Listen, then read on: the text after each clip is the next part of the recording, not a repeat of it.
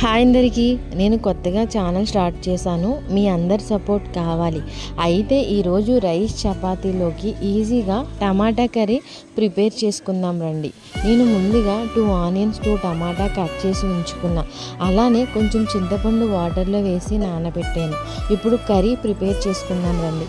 కళాయి పెట్టి ఆయిల్ వేసిన తర్వాత కొంచెం జీలకర్ర, ఒక 3 చిల్లీ ఫ్రై చేసుకోండి. ఫ్రై అయిన తర్వాత మనం కట్ చేసి ఉంచుకున్న ఆనియన్స్ కూడా వేసి అలానే కొంచెం సాల్ట్ వేసి మగ్గిన తర్వాత కట్ చేసి ఉంచున్న టమాటాను కూడా వేసేసి అందులో కొంచెం పసుపు కారం వేసి మగ్గిన తర్వాత ఒకసారి మిక్స్ చేసుకోండి. నెక్స్ట్ మనం నానబెట్టి ఉంచుకున్న చింతపండు రసాన్ని కూడా వేసేసి కొంచెం వాటర్ వేసుకొని ఒక 5 మినిట్స్ మూత పెట్టి ఉడకనివ్వండి. అప్పుడు యమ్మీ టమాటా కర్రీ రెడీ.